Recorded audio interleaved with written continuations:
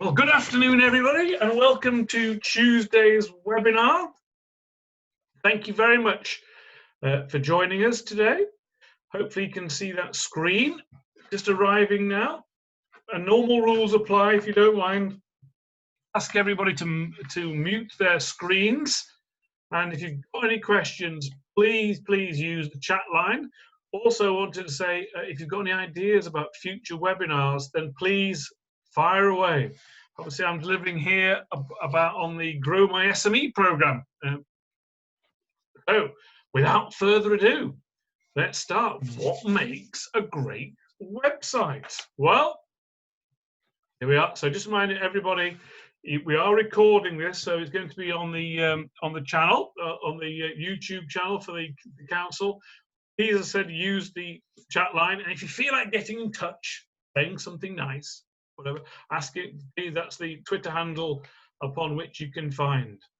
But here's a good opening question, isn't it? Are websites still relevant? Well, that is a good question.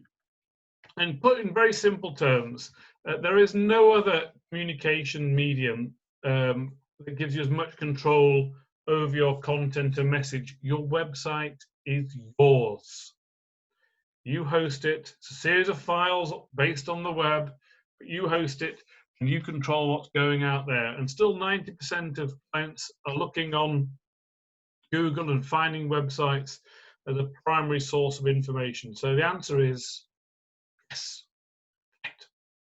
Let's think about your website. You've all got your own views on your own website, eh? Right. So what makes a website great? Well, now we're going to cover three areas today. We're going to cover the visual elements. Is it pretty? Is it pretty? Secondly, the technical elements, geeky, you know, what makes a great website. And then we've got stuff to make it better. Three areas. Now let's crack on then. Number one, the pretty bit. Don't laugh. Don't laugh. You can look that one up. That is somebody's website. It makes you go a little bit funny looking at that, but believe it or not, they go from the sublime to the ridiculous. So what makes a great website? I think it's where you actually think that the best websites that really make you think. So here, some ingenious interaction, bit of alliteration there. Secondly, phenomenal photos, yeah, and ideally something you've never seen before. Information, whatever it is, you're hooked. There you are. There's a fishing analogy, keeping that going. So, a lot of time the Google algorithms are built around the user experience. It's a great way of keeping traffic on your site and getting a higher ranking. Think of it this way: the best websites grab, they engage, and they make you want to buy or make you want to inquire. So, does your own website achieve those aims? You must be, it's quite honest to get some feedback from your clients on that basis. Because whether you like it or not, 75% of people judge a website's credibility on its appearance. Beauty is in the eye of the beholder. But here, I'm going to take you through a number of different websites now, and I'll tell you why I think they're great, or you make your own judgments. This one, Seriously Unsweetened, it's a drinks website, and that is the opening page. Strongly branded, fantastic image against a sharp coloured background. So they're conveying the different flavours through the bottles and its appearance. It is thought-provoking, all about brand building, and because it's an image-based site, a very quick loading time. Huge benefits there. The initial feeling when you're arriving on that site. Secondly, a completely different end of the spectrum, a website called Lemonade. This has really got some fizz. And I didn't tell you the joke's really good, but they're getting better. So here you've got a lady here communicating. So it is a chat bot that's communicating, asking questions. Here, it's only a one-page website. It's got great content. It's got that chat bot with a face.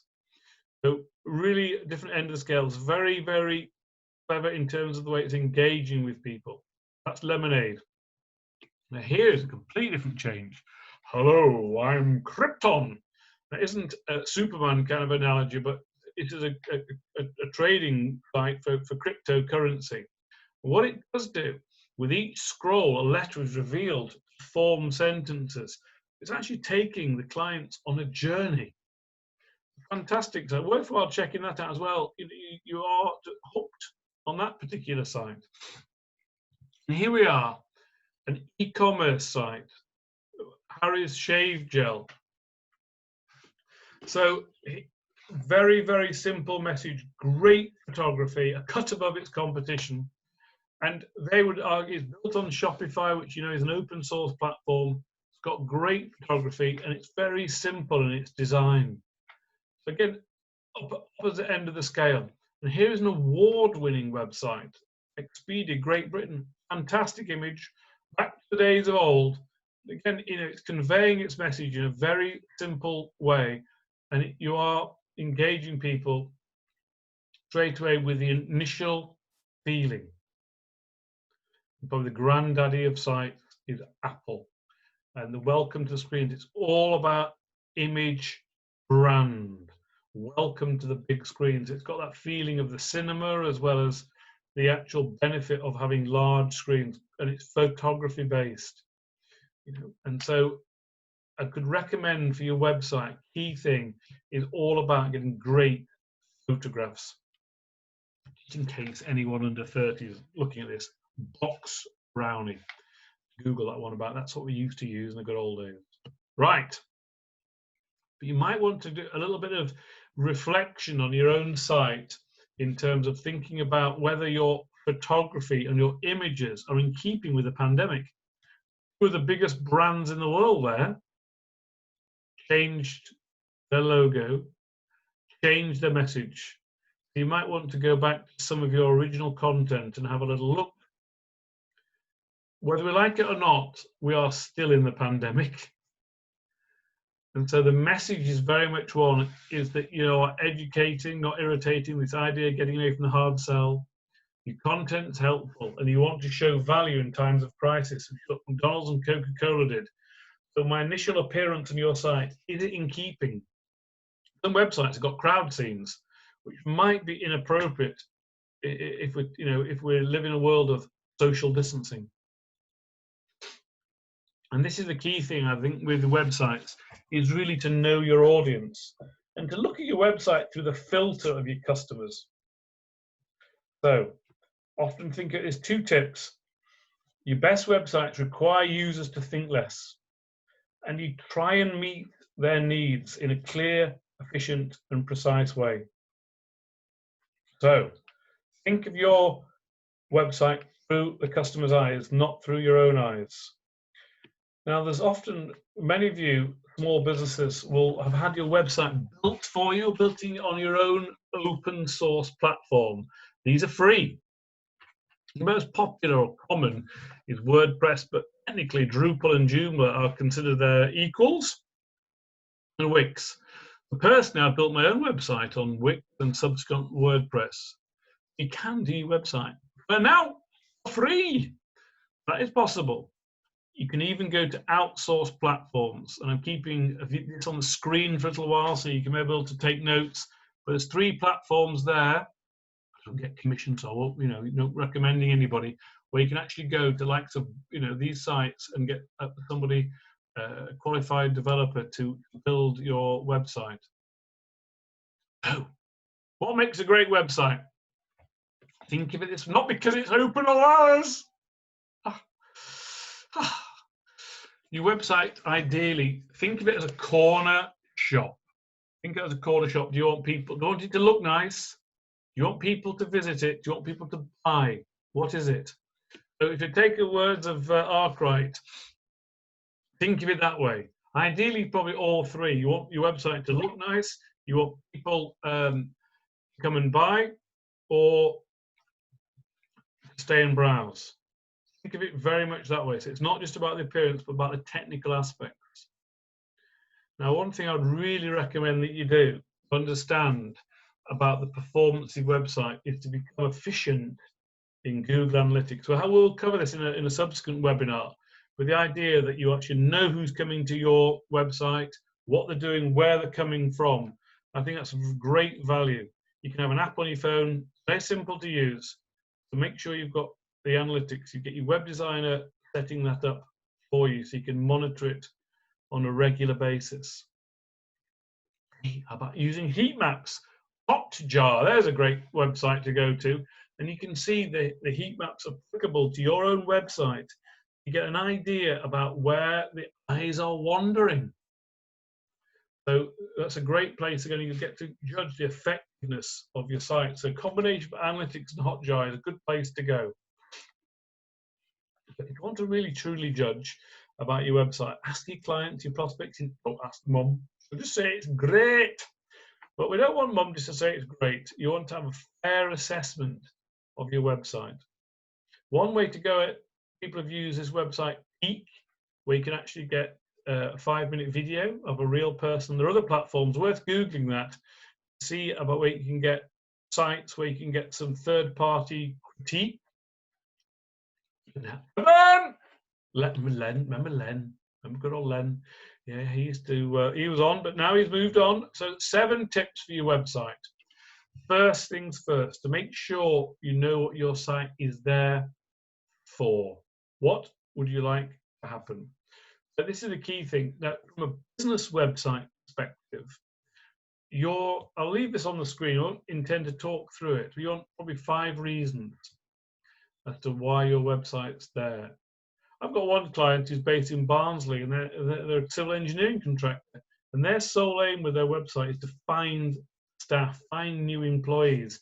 All their messaging is geared very much around that. You may have your own aims, but also depends on which kind of site you're at, because you've got other different derivatives, the non-profit, brochure, etc. So, think about the actual purpose of your site. Next, one of the biggest errors often with a site is its purpose. Is having a clear call to action. Often I'm on a website and I'm scurrying around looking for it. With my own website, as a service-based provider, a lot of time people only stay on the site for maybe a couple of pages, and then they just ring you up. So they're spending time purely on the home page. And they probably want to know where to either contact form or a phone number or to click onto your social media. Think really carefully about your call to action.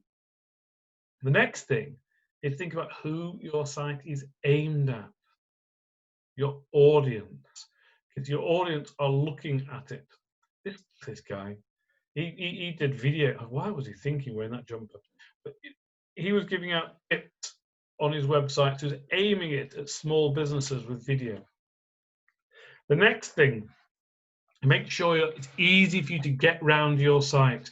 No one wants to be in a labyrinth. Yeah.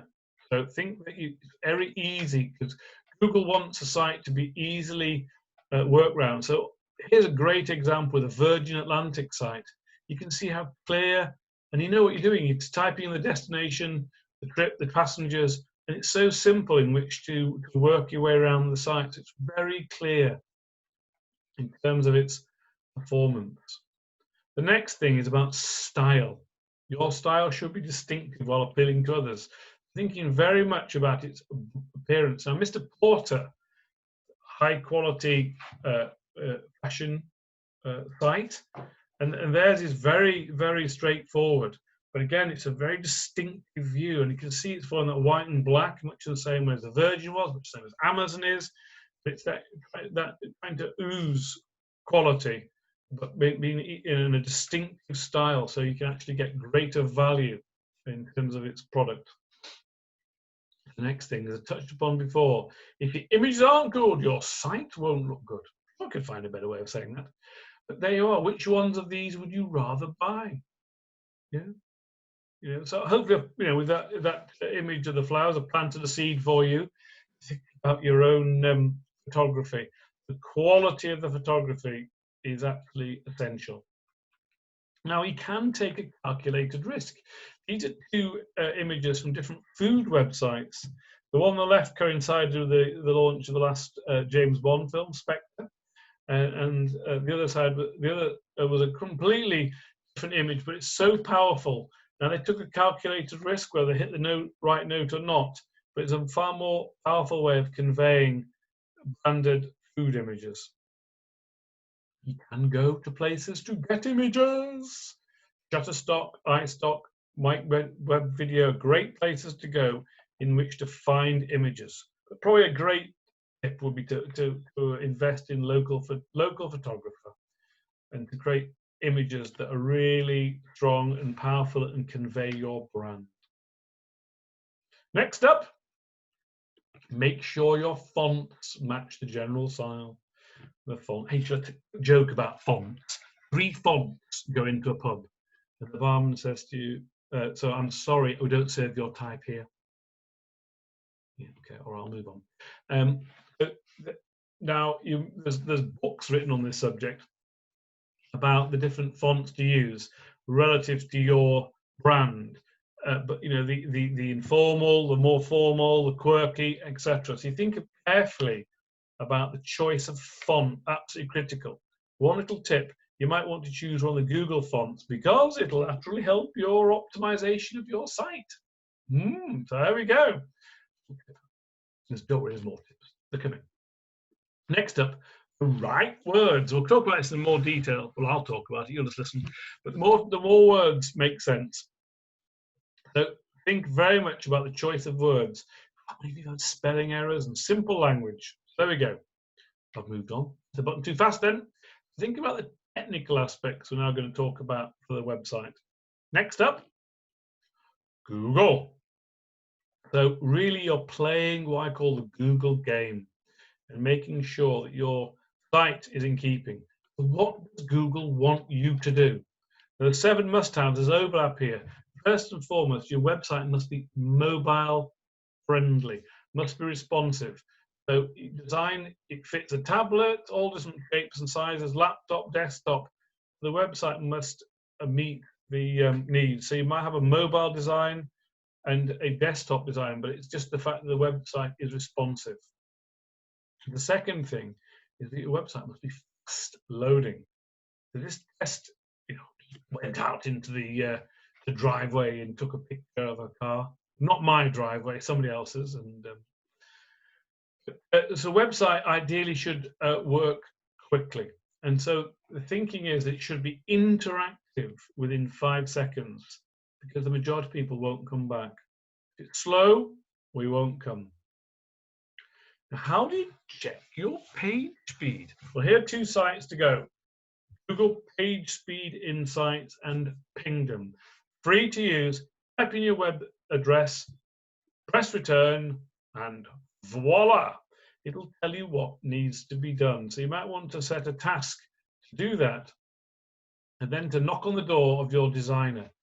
Usually the tactics come down to reducing page sizes and different other things, but so using Google fonts and embedding video and to compress images are usually a number of the different ways in which you'll actually reduce the page sizes, and often that's a great catalyst for loading times. The next thing I mentioned, your website should be easy to use. Back to Arkwright Shop, you don't want to be working your way down little blind alleys, not know where you're going. It's going to have a clear navigation and a great user experience, and I hope that the site has shown you already will fulfill that criteria. You might want to map out exactly the customer's journey, and there's a little tool you can use called Slick Plan. But mapping it out is a good way of actually doing it, so it's easy to do. Don't make it difficult.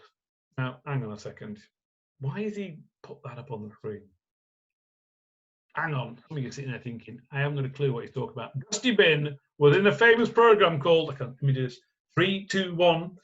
So you are 3 clicks away from your competition, but usually you don't want to have more than 3 clicks to the final destination within your site. So homepage, click, subsequent click. So think about 3 clicks. So 8 clicks into a particular site is unhealthy. So 3, 2, 1. There you go. You won't forget that in a hurry. Right. Next up, Google would love you to be secure. So your site should be HTTPS. So look at that guy there. Yeah, he's wearing his shirt and tie. Yeah, remember him? Good looking bloke actually as well. But let's move on. So yes, so your website ideally should be HTTPS. You can see in the top right, click there and have a little padlock on it. So you can see that it's actually secure for data and for the way that the site actually operates. So absolutely essential. And we did cover that in much more detail last week. HTTPS. The next thing is to think about your website being well structured. And often the way it's considered is an algorithm called Google Eat. EAT stands for what I've been doing a lot during lockdown. Breathe in, breathe in.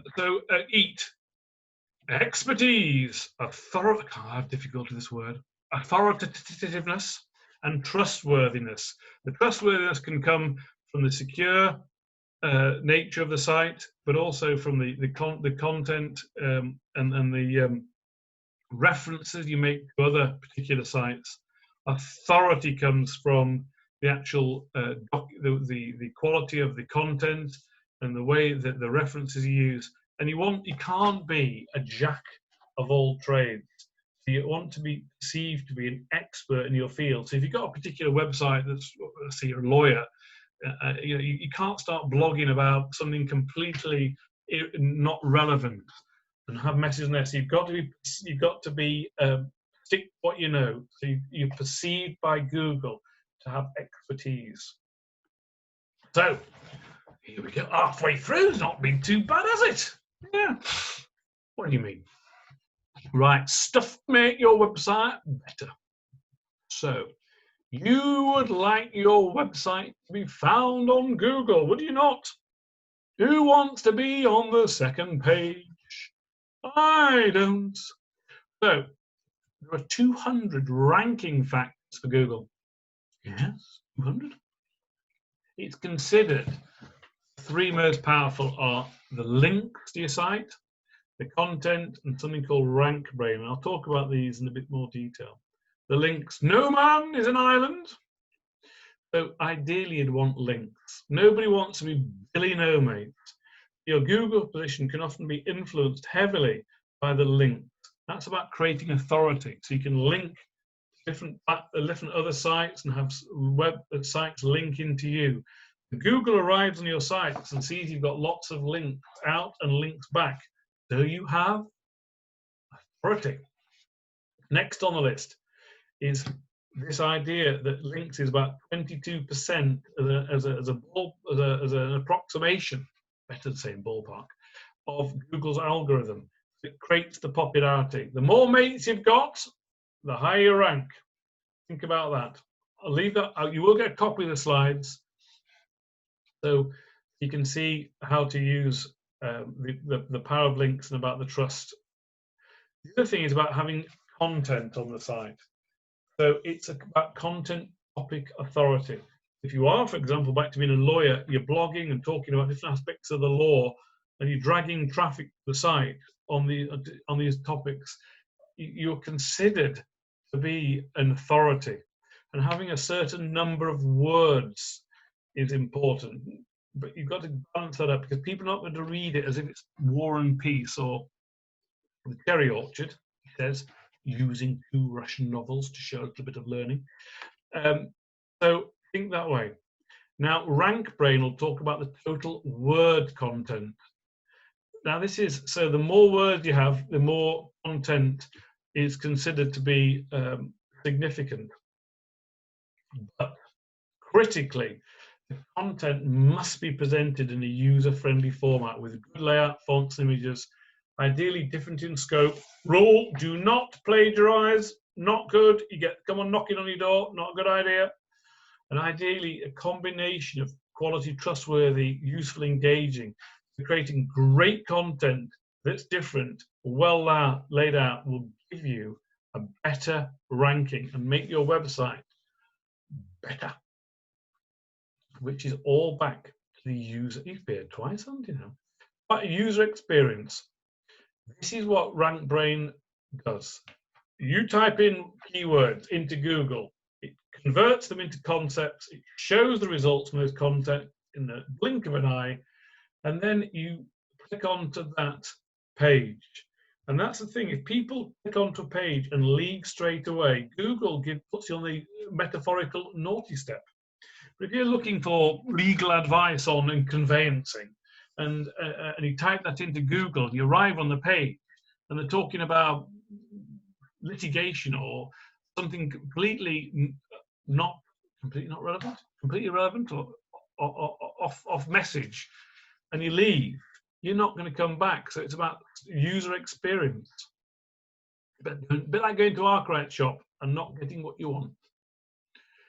Word of warning. Warning moment. Here we go. Check your 404s, no broken links.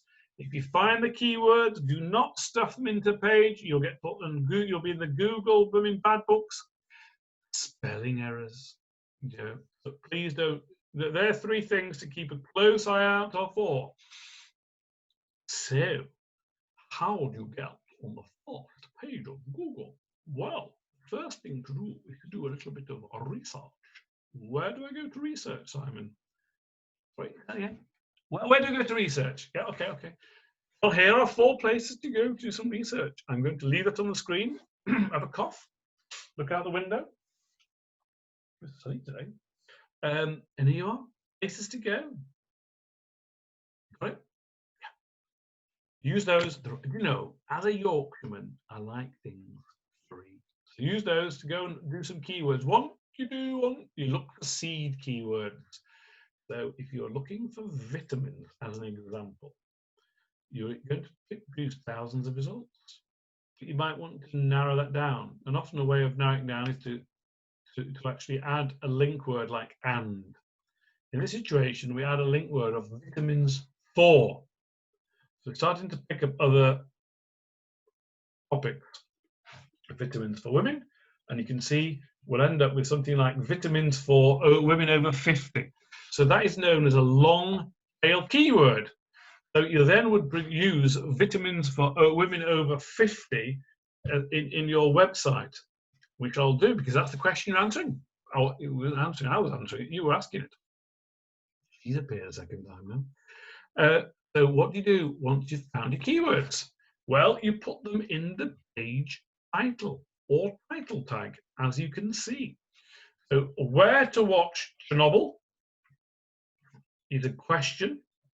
And so that's a key phrase, you can see. So you'd put that in the page title, but also in the meta description. It's a great technique to do. You find the keywords, find the long tail keywords, and put them in the titles. The next thing you may choose to do, or should do, is to put them in the header tags. The content on the page, and also the images called alt text. So if you've got a picture, you can entitle the picture. So it becomes part of the keyword on a page. How does that sound? He's back again. You want more? More about websites? More, boy? You knew there'd be a twist. I got that joke. Right. Some great places to go in terms of other information.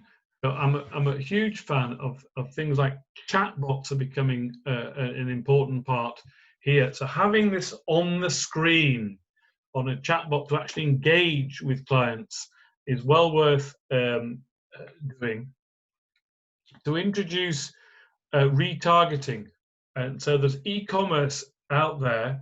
You can, if you've got an e-commerce site, you can actually go back and give codes when people abandon shopping carts. Also, to introduce grabbing content. Like going to the shop, Mrs. Jones has gone to Arkwright's and she goes to the shop, walks around and leaves. That isn't very helpful. But if the worst case comes, she doesn't buy anything, at least you got the opportunity, hopefully, for her to subscribe. You might want to capture data that way. Some great tools to use. Here's a lovely one. Add this. Again, simple stuff. but you're creating things like sharing buttons on as you can see on the left-hand side here, where I'm wiggling my mouse, left-hand side of the page. So using tools like that, if you want your content shared, the easiest thing to do is to encourage people to share it. Oh, every week he mentions Google My Business. I do mention it every week. I do. Because here's a place to go. Here's mine. Look, smiling down, a little picky. You can put your own website, links from Google My Business. But you can create your own microsite in this particular area. And also, some people would argue, developers argue, that this actually is its own website.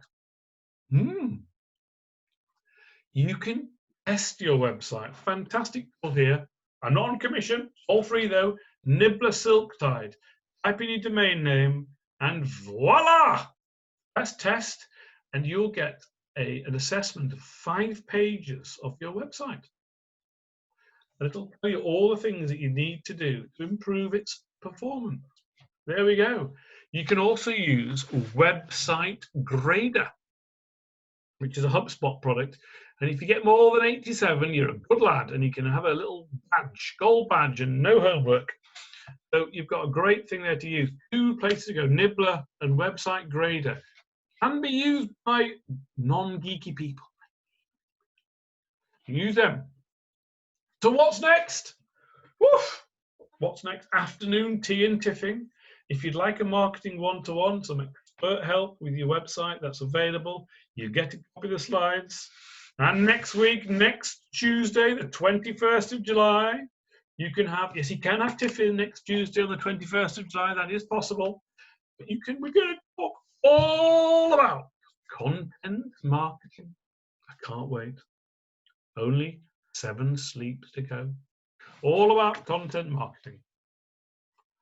Thank you very much for listening. I'll cover the chat line in a moment and deal with the questions. But in the meantime, please don't forget, if you want to register your business on Grow My SME, you get all the business support with grants, one-to-one help, expert mentoring, and lots of referrals to other programs and that. So please don't forget to register your business. And finally,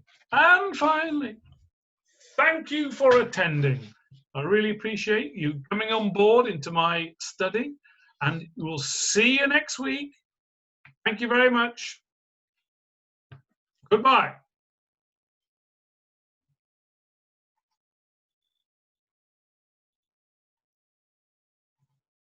I'm now looking on the chat line, and I've got a couple of questions here.